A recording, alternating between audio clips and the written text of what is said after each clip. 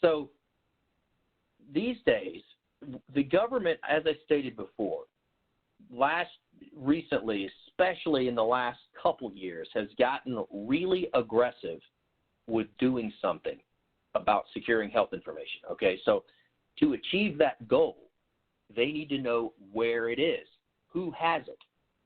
It's easy to know who the covered entities are because covered entities are typically filing with Medicaid, Medicare, and they're under the government already knows about that, already knows who they are. However, these business associates, not so easy. So the way the government's finding out who all these business associates are is they've been sending out these big questionnaires primarily to covered entities and to some business associates that they may know of, and they're very transparent about it. One of the questions is submit to us a detailed list of all of your business associates, 2 points of contact, what they do for you, where they're located, website, all sorts of things. They want to know who they are, and they state because we want to go and perhaps, audit, make sure that they are complying with these laws because we want to make sure American health records are in fact secured and people are complying with the regulations. That's how they're figuring out who they are.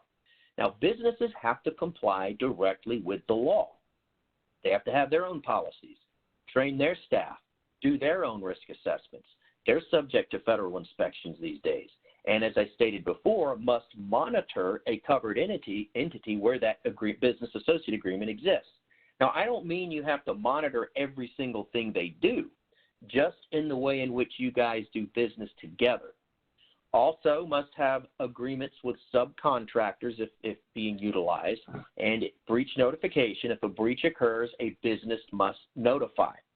Now, 2018 moving into 2019, one of the big problems businesses are having, yes, the federal government poses a problem, but when businesses come to me, 90% of the time, it's because they're losing clients, they can't get new clients, because these days covered entities want to see a lot more from their contractors rather than just sign this business associate agreement and we're done. No, they want to see proof you're complying. Show us your risk assessment. Show us proof you've done it. Show us your policies for this, that, and the other. We want to see proof because you're covering your own liability. And many times, cyber liability insurance policies require this of covered entities. And it's usually the larger covered entities, but this is becoming a pretty big deal these days with business associates. And you have to comply with the law regardless, so might as well get this done, get in front of it, and have it in place before you risk potentially losing a contract. Now, when we talk about risk assessments, how often we need to do this, and this, again, this isn't new for 2019, but I want to add a little clarity here. I get asked a lot how often. Government says do it periodically. My opinion, and I've always maintained this, a risk management policy should read something like, our organization conducts a risk assessment on an annual basis or whenever any major technical, procedural, or legislative changes occur that may affect the practice, business, organization, wherever you are. Now, the reason I say annually, and also update your policies annually, because I've dealt with a lot of audit letters, and the question tends to come up most of the time. The government will say, submit to us your most recent enterprise-wide risk analysis. When was it done? Was it done in the last year? So annual is a good rule of thumb, even if not one single thing has changed in terms of how your IT works or anything else at your organization. It's still good to review this stuff annually. Policy reviewed, January 2020. Go through the risk assessment again. This question reviewed. Risk is still mitigated due to current controls, reviewed January 2020, something like that. It shows we are staying on top of the law. It shows due diligence. That's what government loves to see. It's the nitpick stuff that really helps. Now, again, I mentioned the fines just have been going up, and up. I mean, 2012, the entire year, $4 million. We have individual fines bigger than that now, which we'll look at later. And every year, the numbers have been doubling. And I don't know the totals yet for 2018, but I know it's more than 2017. I don't know the exact number more, if it doubled or not. Again, this is going to level off at some point, but it is, the law is being enforced. So let's talk about political changes. I get a lot of questions about this, so that's why I'm talking about it. Now, there's this assumption that a lot of folks have and had that, okay, we have a anti-regulatory executive branch, and we had an anti-regulatory Congress for quite some time, okay? So HIPAA is a regulation. Therefore, it won't be enforced. Well, let's just look at the facts.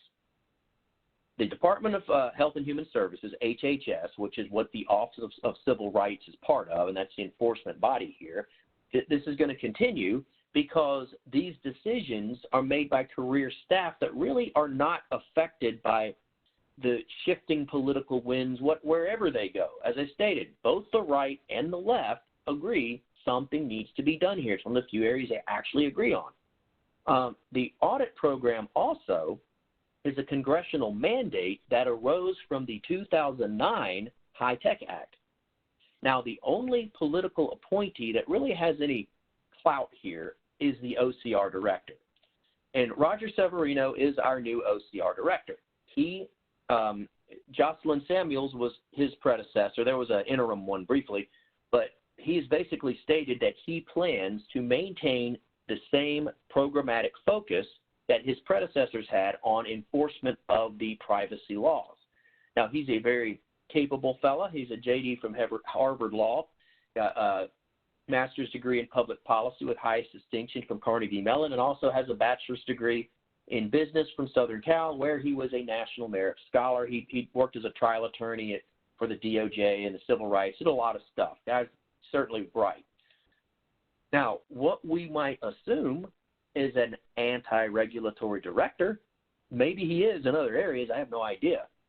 But this area, the activities have not diminished. In fact, they've gotten more. There's been more fines, not less, more. I want to show you here in a second the largest fines from the last quarter. So he also stated, too, with the revenue being brought in from the audit process, this is a money-making area. For every dollar spent, they bring in about 20 in revenue here. The federal government hopes to recoup losses for meaningful use MIPS payouts, Medicaid, and Medicare. I expect we're going to see large monetary settlements for a long time to come. So that statement, it basically is saying if you take federal money, you have a higher risk of audit. And I've certainly noticed that as it relates to proactive audits. Now, if there's a complaint filed or there's a very large breach, of course, you get audited regardless if you take federal money or not. Now, let's look at these fines. And again, the common denominator here is negligence and willful neglect. These are the four largest from the last quarter of last year. Presence Health, $475,000. 836 paper-based operating room schedules went missing. This group knew they went missing. You've got to notify. Patients have a civil right to know if their sensitive information has been breached. They didn't notify them. They didn't even have breach notification plan in place, which is required under HIPAA. They had nothing. So total willful neglect, and kind of tried to cover it up. Life insurance company of Puerto Rico, $2.2 million. 2,209 records were breached because an unencrypted USB storage device was stolen. Now, before I go any further, the number 2 way health records are breached in the United States is loss or theft of non-encrypted portable devices.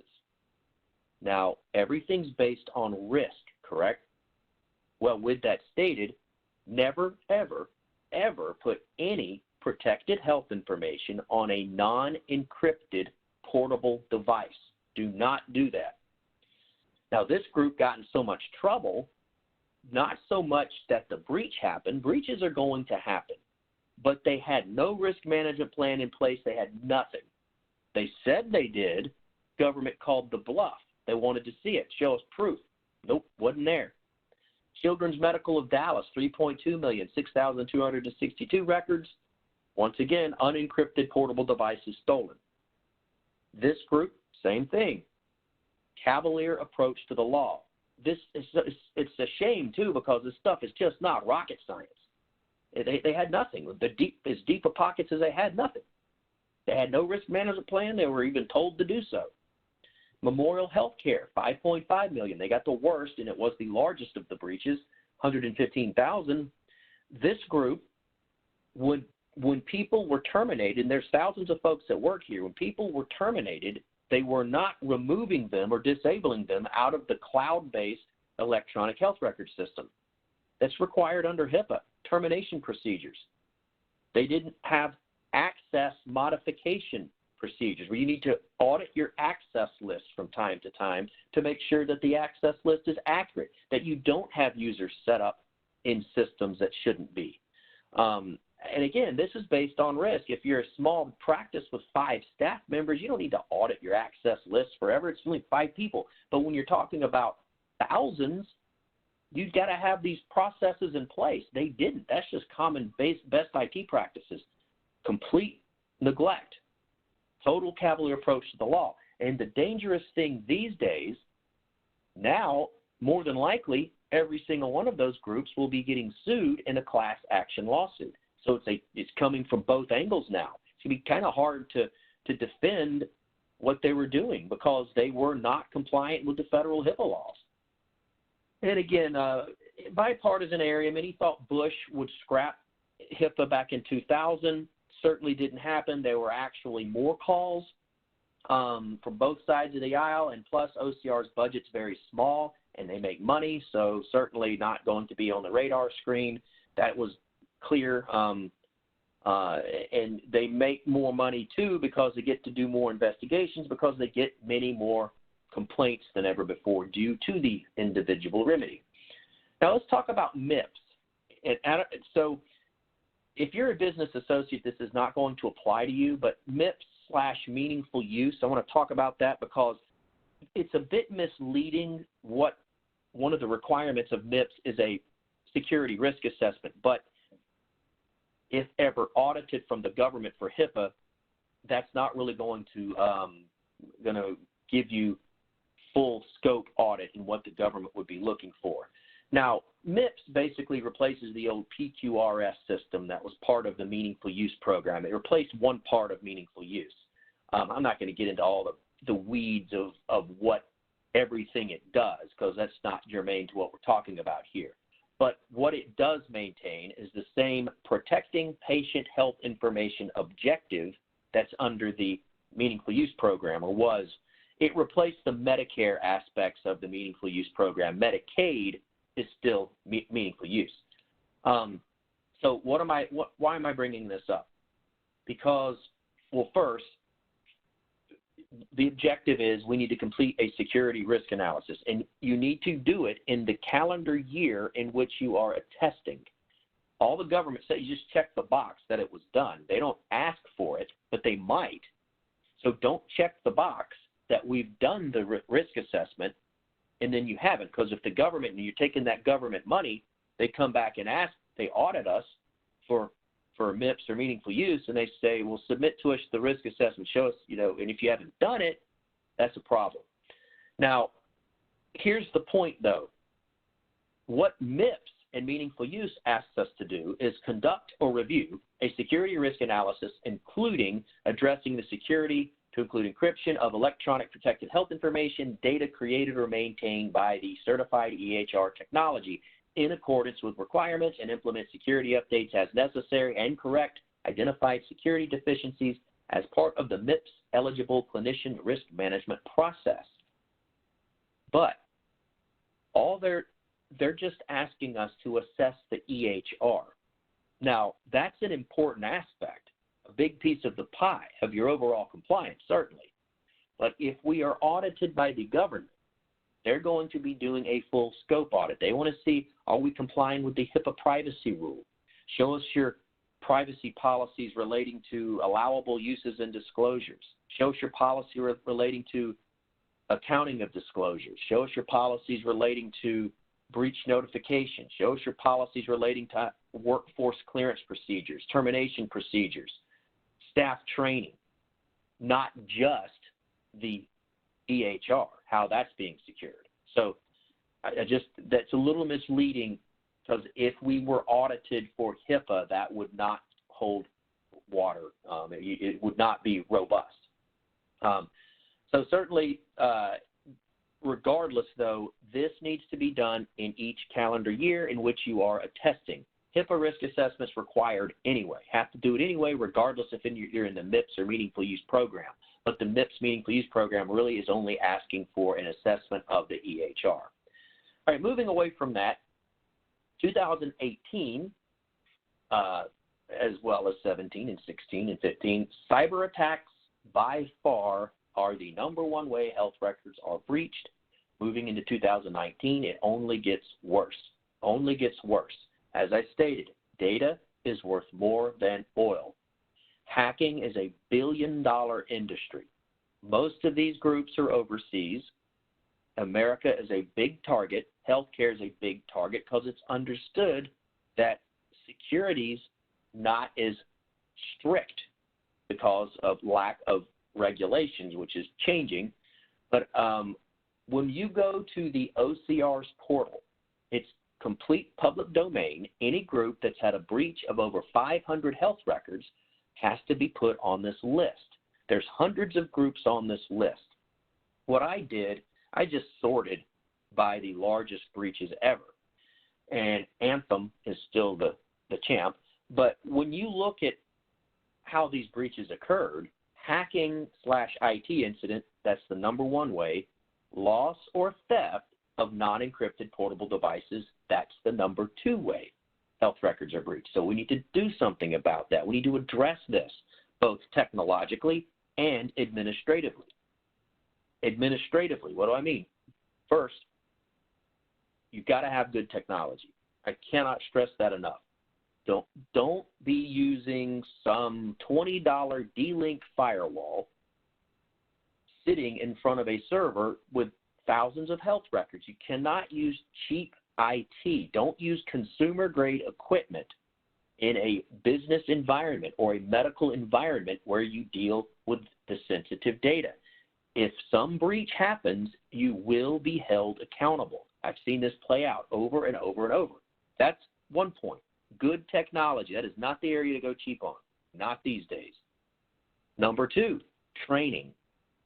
All the technology in the world will not fix human stupidity. Got to train your staff on things that are known as social engineering type hacks. For example, email spoofing. Because your antivirus, your anti-spam really isn't going to catch this. For example, someone sitting overseas could look at your website and figure, John Smith is he's the doctor or the manager, I don't know, and spoof that person's email and send it to whom they assume is a subordinate saying, hey, I'm locked out of the system. Can you provide me your username and password so I can log in? They're not asking for you to wire $10,000. This stuff, all these guys want are your access controls. Because once they're in, it's over. It's over. We're breached. So education, very important. I want to talk about ransomware. This is a new change. Very, very devastating. Last year, 2018, the federal government made it official. A ransomware attack is a breach. Let me explain what ransomware is just real quick. It is a very intelligent type of virus. It looks for file shares and databases. For example, you have a server. You may have an M drive, a Z drive, an H drive, a K drive. It will seek those out and encrypt them. It will seek out a database, like a SQL database that might work your EHR. It will attack the database. It will encrypt the database.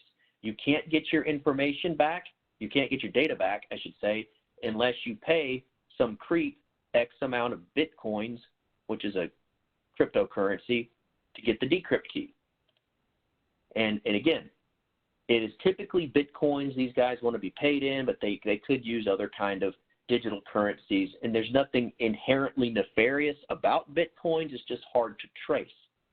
And just because you pay them does not necessarily mean you will get your stuff back at all. It does not mean you will get those hostage files back just because you pay. Sometimes there's honor amongst thieves, and should you pay? No, of course not. You shouldn't be in a situation where you have